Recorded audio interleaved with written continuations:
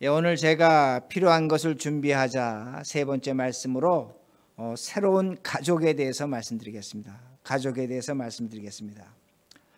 제가 여러 차례 말씀드렸지만 우리가 예상하지 못한 영상 예배를 드립니다. 오미크론이라는 것이 나타나서 아주 지금 여러분들이 고생하고 계십니다. 우리에게는 2022년이 됐지만 어려움은 계속 나타날 것입니다. 그러면 우리가 이 어려움을 이기려면 하나님의 사랑, 하나님의 도움이 필요합니다. 그럼 우리가 하나님의 사랑과 도움을 찾을 수 있는 곳이 어디인가? 그 장소를 찾아봐야 됩니다. 하나님의 사랑이 가장 크게 명확하게 나타나는 것은 우리의 가정입니다. 가정에서 하나님의 사랑이 나타난다는 것입니다. 그러기에 우리 피와 살을 나눈 가족이 있습니다. 그러나 이 하나님의 사랑은 우리와 함께 믿음을 나눈 교회라는 가족이 있는 겁니다. 교회도 가족이 됩니다. 그리고 이걸 좀 더 확장하면 우리의 언어와 문화와 사상을 나누는 우리 민족, 사회, 국가도 가족이 되는 겁니다. 그러니까 하나님의 사랑은 우리 가정을 통해서 나타나지만 우리가 속한 교회, 사회, 국가도 가정으로 이야기할 수 있다는 겁니다. 그러면 제가 이렇게 말씀을 드리면 어떤 분들은 어떻게 사회나 국가가 심지어 교회가 가족이 됩니까? 그렇게 말씀하십니다. 근데 성경을 보면 이 답이 나옵니다. 여러분, 하나님께서 아담과 이브를 창조하시고 그 아담과 이브를 통해서 가족을 만드셨습니다. 카인과 아벨이라는 자녀를 두게 하시고 가족을 만드셨습니다. 그 가족을 통해서, 그 후손을 통해서 하나님은 아브라함을 세우십니다. 아브라함이라는 사람을 통해서 하나님은 부족을 세우십니다. 부족을 세우십니다. 그 부족을 세우시고 그 아브라함의 후손 야곱을 통해서 이스라엘 12민족을 세우십니다. 민족이라는 걸 세운다는 겁니다. 그리고 하나님은 다윗을 통해서 국가를 세우십니다. 이스라엘 국가를 세우십니다. 그리고 성경을 보면 하나님은 예수 그리스도, 예수님을 통해서 세계를 구원하십니다. 그러니까 이건 어떤 의미가 되냐면 우리가 단순히 가족이라는 것은 우리의 어떤 피를 나눈 가족도 되지만 성경적으로 보면 교회, 사회, 국가, 세계도 가족이 될 수 있다는 겁니다. 그러기에 하나님의 사랑은 이런 가족을 통해서 나타나는 겁니다. 그러기에 여러분들이 갖고 있는 가족에 대한 개념을 넓게 크게 가지셔야 됩니다. 우리가 가족을 패밀리라고 합니다. 제가 패밀리라는 단어의 그 어원을 찾아봤더니 라틴어의 파물로스라는 단어에서 나왔는데 파물로스라는 단어는 노예입니다. 하인을 뜻합니다. 그러니까 가족은 노예와 하인을 뜻하는 단어에서 나왔다는 겁니다.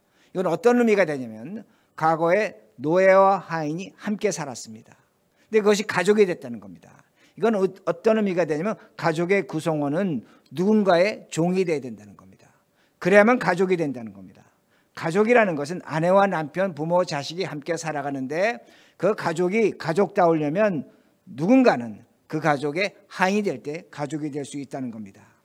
그러기에 우리가 속한 교회도 마찬가지고 사회도 마찬가지고 국가도 마찬가지입니다. 오늘날 우리가 혼탁한 시대를 살아가고 정말 어려운 국가적 환경이 있는데 종이 되면 그 나라와 사회가 국가가 가족이 될 수 있다는 말씀이 됩니다. 그러기에 이런 가족 사랑이 교회 사랑이 되고 사회 사랑이 되고 민족 사랑이 되고 국가 사랑이 되는 말씀이 됩니다. 이런 사랑이 나타날 때 세계는 올바라질 수 있다는 말씀이 됩니다. 그러기에 머릿돌 교회 교우들이 예배를 드리면서 2022년에 1월달 예배를 드리면서 가족에 대한 새로운 이해가 있어야 된다는 겁니다. 가족에 대한 새로운 이해가 있을 때에 우리 후손들이 믿음을 갖게 된다는 겁니다. 제가 다시 말씀드립니다. 우리가 가족에 대한 새로운 시각을 가질 때에 우리 후손들이 믿음을 갖게 되고 그들이 교회로 돌아오게 된다는 말씀이 됩니다. 이것을 우리가 2022년에 준비해야 합니다. 그러게 오늘 말씀이 어떻게 보면 여러분들이 지금까지 들어오던 말씀과 좀 다르기 때문에 어려울 수는 있습니다. 그러나 잘 따라오시면 그렇게 어렵지가 않습니다.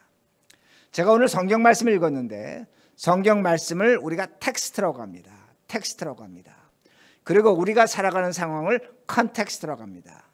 그러니까 우리에게는 두 가지가 있는 겁니다. 어떤 두 가지가 있냐면 오늘도 하나님의 말씀, 이 텍스트가 있고 우리가 살아가는 지금 현재 오미크론으로 고통당하는 우리의 상황이 있다는 겁니다. 이걸 컨텍스트라고 합니다.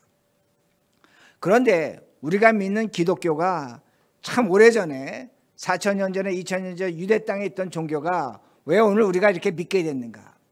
우리가 왜 믿게 됐는가? 이건 보편적 종교가 됐기 때문입니다. 보편적 종교가 됐다는 의미는 어떤 의미가 되냐면 하나님의 말씀 텍스트를 우리가 살아가는 상황 컨텍스트에 적용시켰기 때문입니다. 텍스트로 머무는 것이 아니라 그 말씀을 우리가 살아가는 상황에 적용시켰기 때문에 그 말씀이 살아있는 말씀이 되는 겁니다. 하나님의 음성이 되는 겁니다. 그러기에 기독교에서 가장 중요한 교리가 뭐냐면 하나님의 말씀을 계시의 종교라고 하는 겁니다. 말씀하시는 하나님입니다. 살아계신 하나님입니다. 왜 그런가? 다시 말씀드립니다. 이 텍스트를 오늘 우리 삶의 현실에 적용했기 때문이란 말씀이 됩니다. 여러분 성경을 보시면 예수님도 텍스트를 갖다가 컨텍스트에 적용하신 분입니다. 여러분 예수님이 계실 때 지금부터 2000년 전이지만 예수님은 1500년 전, 그러니까 예수님이 계시기 1500년 전에 모세라는 사람이 있었습니다. 지금부터 3500년 전입니다. 예수님은 그 3500년 전에 성경 말씀 텍스트를 갖다가 자신의 상황, 당시의 상황에 적용하셨습니다. 그것이 산상수훈입니다. 산상수훈이 됩니다. 여러분 모세 율법이 뭐가 있었냐면 사람을 죽이는 자를 살인하는 자라고 했습니다. 살인하는 자는 심판을 받는다고 성경은 가르쳐 주셨습니다. 근데 예수님은 1500년 전에 하나님 말씀 텍스트를 갖다가 자신이 살아가는 예수님 시대적 상황에 적용하셨다는 겁니다. 이것이 산상수훈이 됩니다. 그럼 당시에 어떤 상황이 있었냐면 당시의 사람들은 어떻게 살았냐면 예루살렘 사람들과 갈릴리 사람들은 서로 차별을 했습니다. 유대인과 이방인들은 서로 적대시했습니다. 서로를 분노했다는 겁니다. 그리고 더 나아가서 바리새인들과 또한 사두개인들은 원수처럼 살았습니다. 예수님은 그 상황을 보신 겁니다. 그 상황을 보시고 모세가 사람을 죽이면 살인이라고 말한 그것을 갖다 어떻게 적용하셨냐면 예수님이 이렇게 말씀하셨습니다. 너희가 누군가에게 분노하거나 누군가에게 바보라고 얘기하거나 누군가에게 미련한 놈이라고 하면 살인한 자라고 말씀하시는 겁니다. 이해가 되십니까? 모세는 뭐라고 얘기했냐면 사람을 죽이는 걸 살인한다고 얘기했는데 예수님은 뭐라고 말씀하시냐면 그걸 적용해서 1500년 다음에 지난 다음에 예수님 뭐라고 말씀하셨냐면 누군가에 대해 화를 내거나 바보라고 하거나 미련하게 자라고 말하면 그것이 살인이라고 그렇게 말씀하셨다는 겁니다. 이거는 오늘날도 그대로 적용됩니다. 그러게 오늘 본문 11절에 2장 11절에서 바울이 그대로 적용하는 모습이 또 나옵니다. 자, 2장 11절입니다. 어떻게 말씀하는가? 모든 사람에게 구원을 주신 하나님의 은혜가 나타나. 자, 모든 사람에게 구원을 주신 하나님의 은혜가 나타나 이렇게 됐습니다. 자, 이 말씀 어떻게 해석할 수 있냐면 이건 텍스트입니다. 어떤 텍스트냐면 예수님이 우리를 위해 십자가에 죽고 부활하심으로 말미암아 우리에게 구원이 나타났습니다. 구원이 나타났다는 것은 죄에서 용서가 됐다는 것입니다. 죄에서 용서가 되면 그 사람은 하나님의 자녀가 되는 겁니다. 하나님의 자녀가 됐다는 것은 하나님의 가족이 됐다는 겁니다. 가족이 됐다는 겁니다. 자, 우리가 하나님을 아버지라고 부르고 하나님의 자녀가 됐고 가족이 됐다는 겁니다. 이게 텍스트라는 겁니다. 이 텍스트를 바울도 예수님처럼 당시 상황의 컨텍스트에 그대로 적용합니다. 그대로 적용합니다. 그럼 당시 상황이 어땠냐? 제가 지난주에도 말씀드렸지만 그레데 사람들은 뭘 갖고 먹고 살았습니까? 해적질을 했습니다. 남의 걸 훔쳤습니다. 도적질을 했습니다. 그러기에 그들은 윤리적으로 굉장히 낮은 자리에 있었습니다. 그곳은 그레데섬은 돈과 욕심이 넘치는 곳이었습니다. 세상의 문화가 지배하는 곳이었습니다.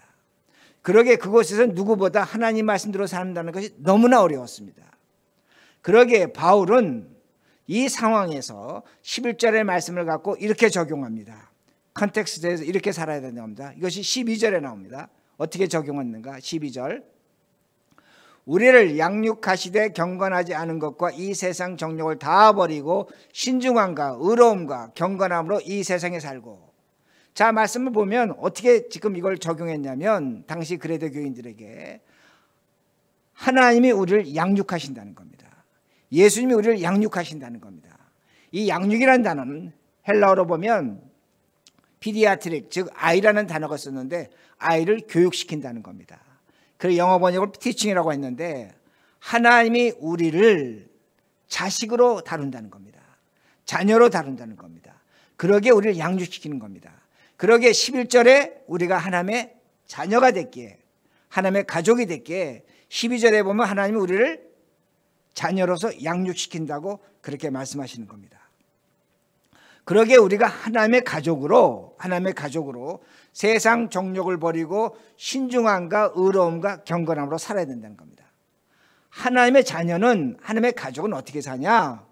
세상에서 정욕을 버리고 신중함과 의로움과 경건함으로 살아야 된다고 그렇게 말씀하는 겁니다. 그러면 우리가 11절 말씀을 우리 오늘에 적용한다면, 2022년에 적용한다면 어떻게 적용해야 됩니까?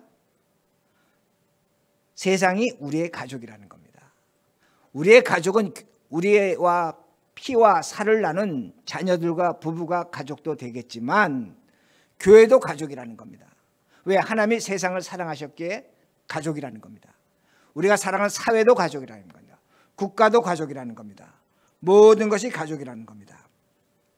그런데 문제는 뭐냐면 우리가 살아가는 컨텍스트에서 지금 여러분의 가정에서 일어나는 일입니다. 세대 차이가 있다는 겁니다. 그런데 이 일이 우리 가족에서 일어나지 못하다 보니까 교회와 사회와 국가에도 일어나지 못하는 겁니다. 다시 말씀드린다면 우리 가족이 있는데 부모와 자식이 살아가는데 그 가족 안에 가족이 될 수 없는 세대 차이가 있다는 겁니다. 그러기에 가족에게 어려운 문제가 있고 하나님의 사랑이 나타나고 있지 않다는 겁니다. 우리 가족에게 사람의 사랑이 왜 나타나지 못하고 있는가? 어떤 이유가 있냐면 세대 차이가 있다는 겁니다. 제가 이렇게 설명합니다.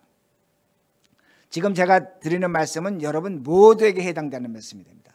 모두에게 해당되는 말씀입니다.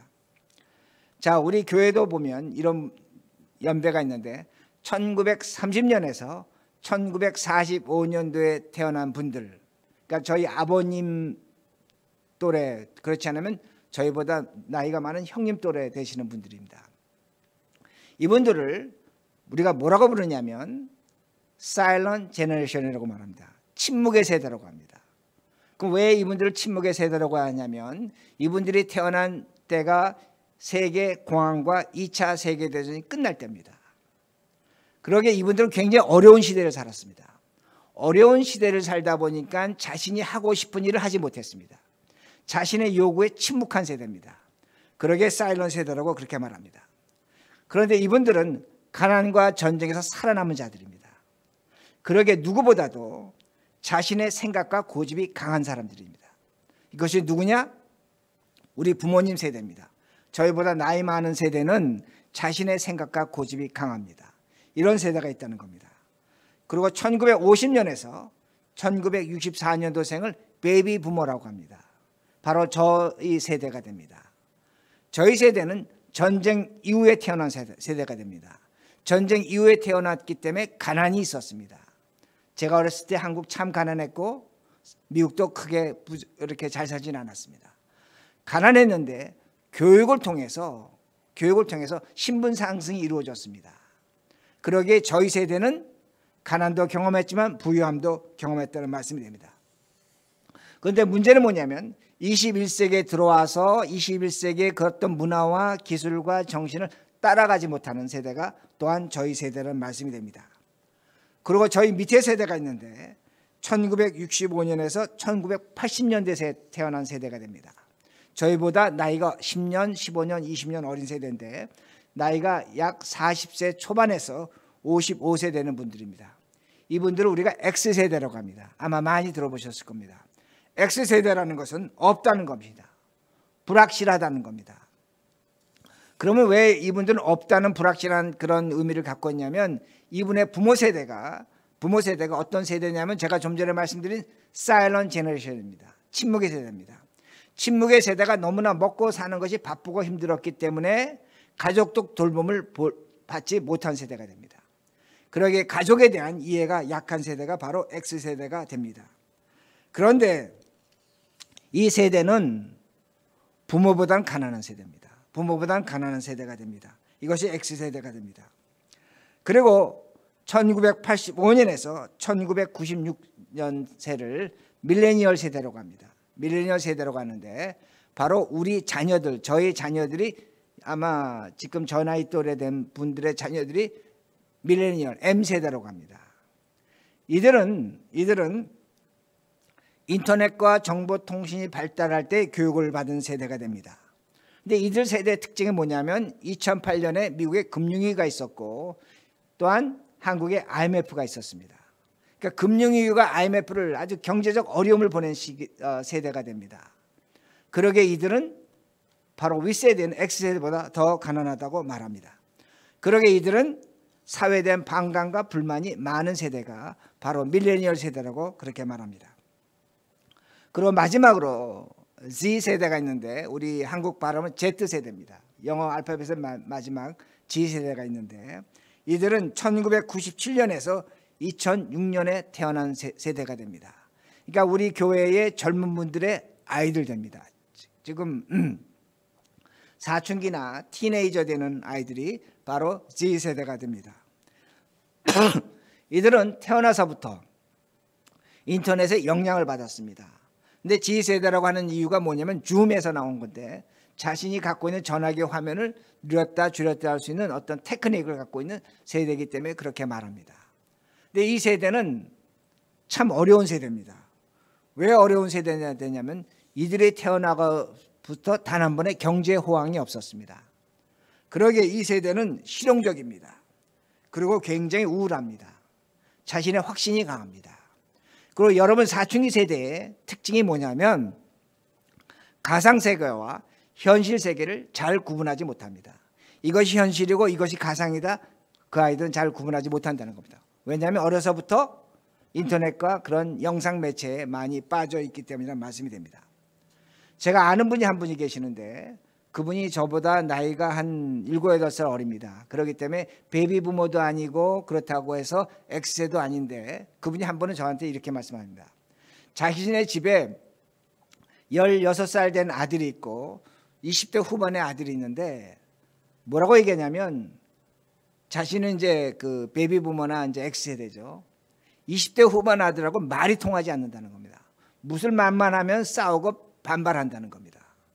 그런데 하루는 그 밀레니얼 세대 20대 후반 아들이 찾아와서 부모에게 하소연하는 게 뭐냐면 자신의 동생이 Z세대인데 Z세대하고 말이 안 된다는 겁니다. 왜 쟤는 내 말을 안 듣냐고 그렇게 얘기한다는 겁니다. 여러분 이걸 뭘 얘기하는 겁니까? 한 가정의 얘기지만 한 가족이 한 세대가 서로 다른 세대가 말이 통하지 않는 겁니다. 그러니까 말이 통하지 않으니까 뭐가 나타나는 거? 사랑이 나타나지 않는다는 겁니다. 여러분 인류 역사에서 지금 우리가 살아가는 2000년도 2020년도 이런 세대가 없었다는 겁니다. 한 세대가 한 어떤 제너레이션이 다른 세대하고 말이 통하지 않는 세대라는 말씀이 됩니다. 이러한 세대 차이가 확산되기에 가정에서 부모와 자식의 갈등이 높아지는 겁니다. 이거 왜 높아지냐? 어쩔 수 없는 겁니다. 세대 차이가 있기 때문입니다. 높아질 뿐만 아니라 이것으로 인해서 가정의 분열이 나타납니다. 자식들이 부모에 대한 존경과 신뢰를 상실하고 있는 것을 볼 수가 있습니다. 그러기에 많은 젊은 세대가 교회를 떠납니다. 여러분 교회를 왜 떠나냐? 여러 가지 이유로 하지만 사실은 이 세대 차이가 극복되지 못했기 때문에 젊은 세대가 교회를 떠난다는 말씀이 됩니다. 그리고 이런 이슈로 말미암아 사회와 국가가 양극화됩니다. 그러기에 젊은이와 늙은이의 갈등이 있습니다. 나이 든 세와 젊은 세의 갈등이 있는 겁니다. 정치적으로 달라지는 겁니다. 세상이 분열되고 양극화되고 있다는 말씀이 됩니다. 무엇 때문에 그러냐? 이런 세대 차이라는 것을 분명히 이해하셔야 됩니다.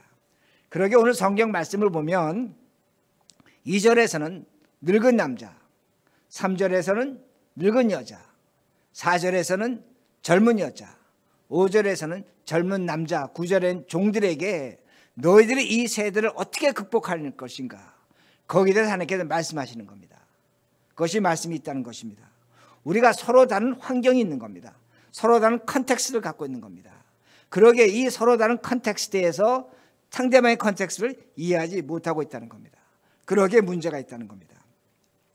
제가 다시 말씀드린다면, 여러분, 제가 지금 드리는 데이터는 미국 인구조사국에서 조사한 데이터가 됩니다. 그리고 제가 퓨 리서치 같이 본 건데, 사일런 세대, 그러니까 우리 부모 세대, 우리보다 나이 많은 세대는 가족을 이룰 확률이 85%였습니다. 그다음 밑에 세대, 저희 세대는 가족을 이루는 확률이 69%였습니다. 그리고 저보다 밑에 세대, X세대는 가족을 이루는 것이 66%입니다.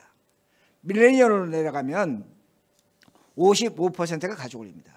그러니까 밀레니얼 세대 가면 반은 가족을 이루고 반은 가족을 이루지 않는다는 겁니다. 젊은 세대가 될수록, 나이가 내려갈수록 가족을 이루는 구성 비율이 낮아지는 것을 우리가 볼 수 있습니다. 자, 이렇게 될 수 있는 이유가 뭐냐? 여러 가지 이유가 있는데, 그 중에 하나가 뭐냐면, 교육 수준이 높으면 높을수록 가족을 이루는 확률은 높아집니다. 고등학교 졸업자가 가족을 이루는 확률은 55%입니다. 근데 대학을 졸업하면 가족을 이루는 확률이 63%로 높아집니다. 이혼도 마찬가지입니다. 이혼은 반대인데, 학력이 높으면 이혼이 낮아집니다. 학력이 낮으면 이혼이 높아진다고 그렇게 조사 자료를 보여주고 있습니다.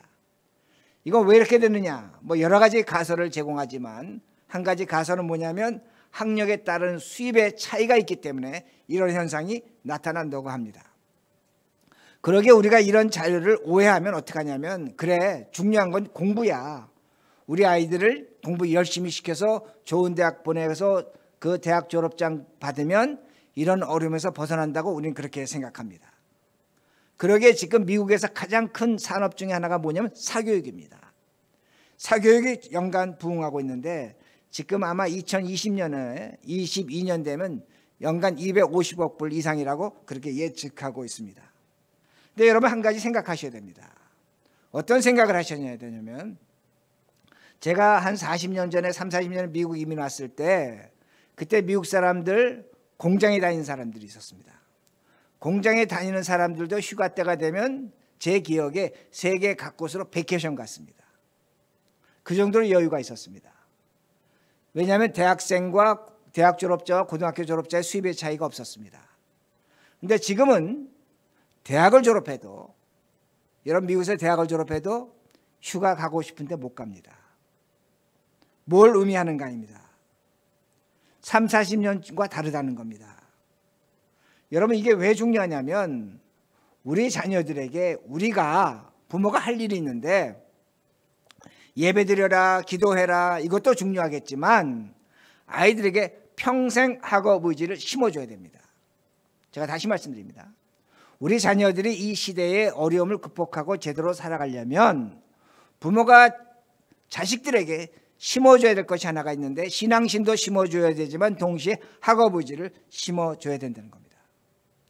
그러려면 뭘 해야 되느냐? 제가 여러 차례 말씀드렸지만 부모님들이 아이들 앞에 책을 봐야 됩니다. 대부분의 부모들은 뭐라고 얘기하냐면 시간이 없어서 못 봅니다. 바빠서 못 봅니다. 제가 여러 차례 말씀드립니다. 새빨간 거짓말입니다. 여러분, 인터넷하고 유튜브 할 시간에 있으면 책 보시기 바랍니다. 여러분들이, 우리 자녀들이 지금 이런 어려움에서 교회로 그들이 다시 돌아오기 위해서 우리가 해야 될 일은 뭐냐면 아이들에게 학업 의지를 심어줘야 되는 말씀이 됩니다. 그러면 우리 아이들은 자연적으로 하나님과 인간과 역사와 자연과 철학과 문학과 소설에 관심을 갖게 된다는 겁니다. 이런 의지를 우리 부모가 심어줘야 된다는 겁니다. 신앙을 가르칠 때 어떻게 가르쳐야 되느냐, 이런 방법으로 가르쳐야 된다는 말씀입니다. 그러기에 젊은 엄마들은, 여자들은 어떻게 되는가? 4절과 5절입니다. 젊은 엄마들은, 어머니들 어떻게 되는가? 4절과 5절 제가 있습니다. 그들로 젊은 여자들을 교훈하되 그 남편과 자녀를 사랑하며 신중하며 순전하며 집안일을 하며 선하며 자기 남편에게 복종하게 하라. 이는 하나님의 말씀이 비방을 받지 않게 하렵니다. 젊은 엄마들이 자신들에게, 자녀들에게 신앙교육하려면 사랑하라는 겁니다. 누구를? 자식을, 남편을 사랑하라고 말합니다. 그러면 젊은 남자, 아버지는 어떻게 할 것인가? 6절에서 8절입니다. 너는 이와 같이 젊은 남자들 신중하도록 권면하되 범사에 내 자신이 선한 일에 본을 보이며 교훈에 부패하지 아니함과 단정함과 책망할 것이 없는 바른 말을 하게 하라. 이는 대적하는 자로 하여금 부끄러워 우리를 악하다 할 것이 없게 하렵니다. 아버지들은, 남자들은 해야 될 일이 뭐냐면 모범을 보이라는 겁니다. 범사에 모범을 보이라는 것, 선한 모범을 보이라고 말씀합니다. 그런데 제가 지금까지 설명드린 것처럼 이 말씀은 텍스트입니다. 성경입니다. 여러분들이 왜 우리가 교회에서 이런 말씀을 듣고 집에 가서 자녀들에게 적용하지 못하냐면 여러분의 자녀들의 컨텍스트를 모르는 겁니다. 상황을 모르는 겁니다. 여러분, 제가 베이비 부모인데 우리 부모님 세대가 사일런트 제너레이션입니다. 사일런트 제너레이션이 베이비 부모 세대의 상황을 이해했는가? 이해하지 못했습니다. 제가 베이비 부모로서 저희 자녀들이 지금 밀레니얼입니다. M세대입니다. 제가 우리 자녀들의 그 세대를 이해하고 있습니까? 이해하지 못합니다. 제가 우리 자녀들 세대에 이해하지 못합니다.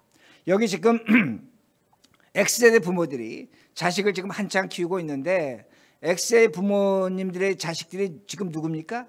Z세대입니다. Z세대입니다. 여러분들이 여러분의 자녀 세대를 이해하고 있습니까? 이해하지 못하고 있다는 겁니다. 이해하지 못하고 있다는 겁니다. 지금 각자의 세대는 각자의 의견만을 주장합니다. 부모들은 자식들에게 뭐라고 얘기하냐면 너희들은 나의 말을 들으라고 합니다. 나의 말만 들으라고 합니다. 자식들하고 얘기해보면 자식들은 뭐라고 얘기합니까? 부모들에게 우리 말을 들어달라고 말하는 겁니다. 그러니까 집안에서 세대 차이가 일어나는 겁니다. 가족이 되지 못하는 겁니다. 그러다 보니까 분열이 나타나는 겁니다. 그러다 보니까 신앙을 버리는 겁니다. 교회를 떠난다는 말씀입니다. 여러분, 이런 세대 차이가 매일매일 우리 가정에서 벌어지고 있는 겁니다. 나타나고 있는 겁니다. 그러니까 부모들이 자녀들에게 기껏 하는 것이 뭐냐면 사교육시키면서 내가 너에게 이렇게 과학 공부시키고 너희가 너에게 이렇게 뭐 여러 가지 뭐 태권도도 하고 바이올린도 하고 뭐 하게 하는 이유는 너가 이 다음에 대학 졸업해서 잘 먹고 잘 살게 하기 때문에 이렇게 한다고 얘기합니다. 여러분, 이 얘기하면 아이들이 뭐라고 얘기하시는 겁니까? 생각하는 줄 압니까? 왜 나한테 이런 돈을 쓰냐고 오히려 반문합니다. 아이들이 이해하지 못한다는 겁니다. 그러기에 부모들이 너희들이 좀 더 잘되게 하려고 우리가 바쁘게 정말 뼈 빠지게 일한다고 하면 자녀들이 뭐라고 얘기하는 줄 압니까? 일하지 말라고 합니다. 이것이 자녀들의 세계관입니다. 그러니까 우리가 하는 태도가 우리가 자녀들의 세계를 아는 것 같지만 전혀 모르고 있다는 겁니다. 내가 배가 아파서 낳고 나가 같이 키워서 밥을 먹이고 학교를 보내고 공부를 시키며 같이 한 집에서 사는 것 같지만 우리가 우리 자녀들을 모르고 있다는 겁니다. 이게 바로 세대 차이라는 겁니다. 왜 모르냐? 컨텍스트, 그들의 상황을 모르고 있다는 겁니다. 그러기에 우리가 어떻게 해야 되는가 합니다. 그 답이 14절에 나옵니다. 14절. 그가 우리를 대신하여 자신을 주심은 모든 불법에서 우리를 속량하시고 우리를 깨끗하게 하사 선한 일을 열심히 하는 자기 백성이 되게 하려 하십니다. 이게 답입니다. 여기 뭐가 나타납니까? 하나님이, 예수님이 사람이 되셨습니다. 사람이 되셔서 십자가에 고난당하시고 죽고 부활하시며 우리를 깨끗하게 하셨습니다. 속량하게 하셨습니다. 이걸 하나님의 사랑이라고 합니다. 근데 동시에 하나님 입장에서는, 성부 하나님 입장에서는 아들 예수 그리스도가 십자가에서 우리의 죄를 대신해 죽게 하심으로 말미암아 하나님의 의가 나타나는 겁니다. 중요한 건 오늘날 우리가 우리 자녀들과 우리 가족의 문제를 해결하는 가장 중요한 것, 하나님의 사랑과 의를 적용하는 겁니다. 어디에다? 우리에게 적용하는 겁니다. 우리에게 적용하는 겁니다. 우리가 달라져야 되는 겁니다. 부모가 달라져야 된다는 겁니다. 자, 어떻게 적용하는가입니다. 제가 좀 전에 뭐라고 말씀드렸냐면 하나님의 사랑과 의를 우리에게 적용한다고 말씀을 드렸습니다. 여러분 하나님의 사랑과 의를 여러분 진심으로 정말로 받아들인다면 가족의 가치를 이해하는 겁니다. 여러분 제가 패밀리라는 단어의 어원을 파밀로스 라틴어에서 뭐라고 말씀드리고 종이 되는 겁니다. 여러분들이 우리 자녀의 종이 되는 겁니다. 그러면 부모들이 어떻게 생각하냐면 어떻게 부모가 자식의 종이 되는 겁니까? 그건 비굴한 겁니다. 아이들 버릇 나빠지게 하는 겁니다. 맞습니다. 제가 여러분들에게 자녀의 종이 되라고 하는 것은 어떤 의미가 되냐면 종은 자신이 하고 싶지 않은 일을 하는 게 종입니다. 그게 종입니다. 그러면 우리가 뭘 하고 싶지 않습니까? 저는 다 합니다. 여러분 시간을 올바르게 사용하셔야 됩니다. 우리가 가장 하고 싶지 않은 일이 뭐냐면 한 가지 예를 든다면 책 보지 않는 겁니다. 인터넷하고 유튜브하고 카톡하고 할 시간은 있는데 자녀들 앞에서 책은 보지 않습니다. 죽어도 보지 않습니다. 제가 여러분에게 자녀의 종이라고 해서 비굴하게 살라는 것이 아닙니다. 부모로서. 종은 좀 전에 말씀드린 것처럼 자신이 원하지 않는 걸 해야 되는데 그게 뭐냐? 책 보라는 겁니다. 제가 작년에도 수없이 말씀드렸습니다. 부모는 책을 봐야 되는 겁니다. 책을 봐야 되는 겁니다. 시간 내서 책 보는 것입니다. 여러분 우리가 이렇게 자녀들 앞에서 공부하면 우리 자녀들은 우리 가족이 단순한 가족이 아니라 이 가족이 교회와 연결되어 있고 사회와 연결되어 있고 국가와 연결되고 세계와 연결되어 있는 걸 알게 되는 겁니다. 누가? 부모가, 엄마가, 아버지가 책 볼 때. 이게 종이 할 일이란 말씀이 됩니다. 그러면 우리 자녀들은 그 부모에 나오는 말과 태도를 통해서 우리 가족이 세상과 연결되어 있다는 것을 알게 됩니다. 우리끼리 잘 먹고 잘 살고 우리끼리 행복하자는 것이 아니라는 것을 알게 된다는 겁니다. 공존의 생각을 한다는 겁니다. 그러면 우리 자녀들이 자신의 세대 방식, 사고 방식에서 벗어나는 겁니다. 부모를 이해하는 겁니다. 세상을 이해하는 겁니다.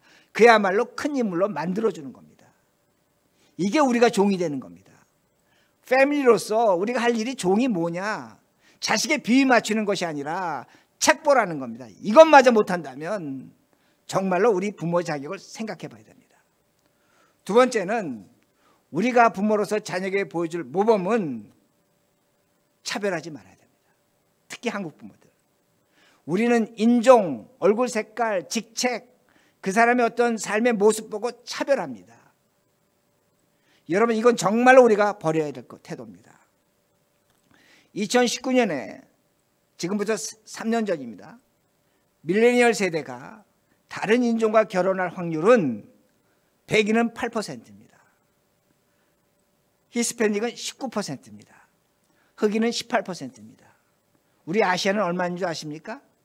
16%입니다. 이게 2019년 데이터입니다. 이 데이터를 2022년에 적용한다면 우리 자녀들 중에 이 아이들이 10년 후에 커서 다른 인종과 결혼할 확률은 여러분 20% 30% 됩니다. 우리의 사위 또는 며느리가 외국 사람이 될 가능성이 굉장히 높아졌다는 겁니다. 그러므로 차별하지 말아야 된다는 겁니다. 우리가 앞으로 닥칠 일이라는 겁니다. 그런데 이런 일도 어떻게 우리가 알 수 있냐면 인터넷 보고 유튜브 보면 차별합니다. 그러나 책 보고 소설책 읽고 생각하면 차별하지 않는다는 말씀이 됩니다. 셋째는 부모는 특정한 사상에 빠지면 안 됩니다. 즉 부모의 생각과 자유와 높이가 나타나야 됩니다.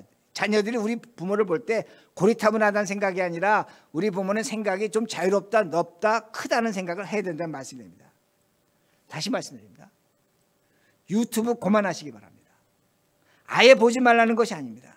카톡 좀 줄이셔야 됩니다. 인터넷 줄이셔야 된다는 말씀입니다.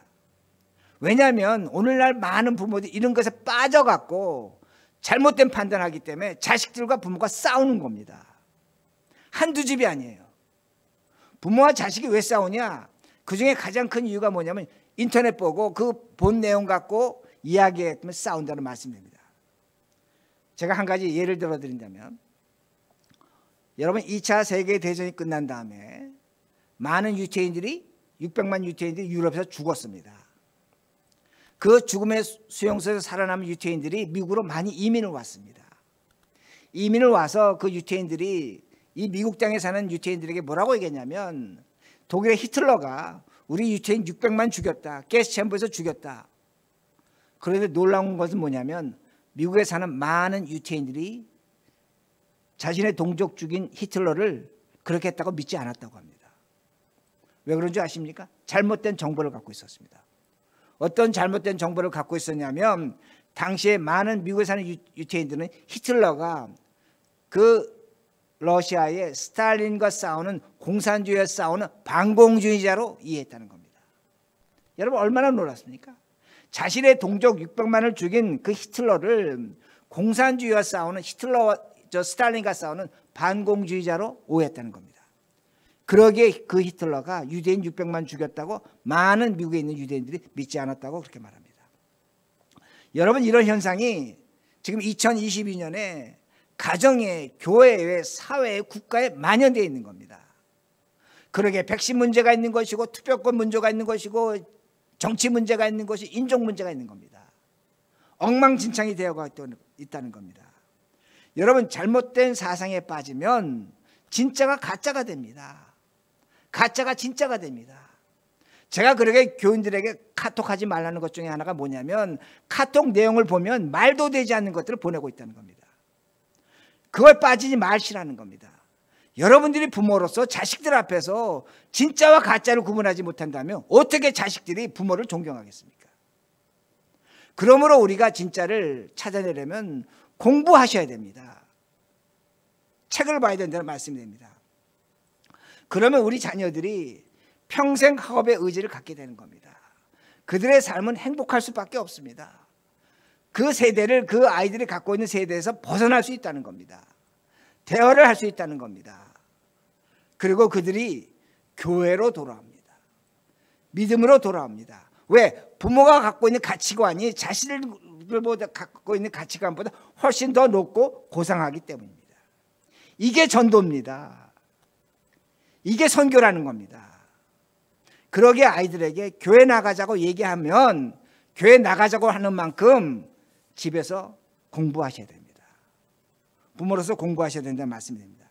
우리가 이런 일을 준비하면 다음과 같은 결과가 나타납니다. 14절입니다. 이 말씀 읽고 예배를 마치겠습니다. 14절 같이 읽습니다. 같이 시작.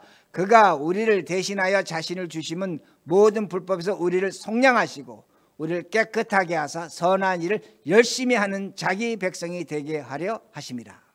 이 말씀을 기억하시고 오늘 우리가 2022년에 머릿돌 교회가 어떻게 부흥하고 우리 가족이 어떻게 살아가고 우리 세대, 젊은 세대가 교회로 어떻게 돌아올 것인가, 가족에 대한 이해를 새롭게 하시는 우리 모두가 되기를 간절히 바랍니다.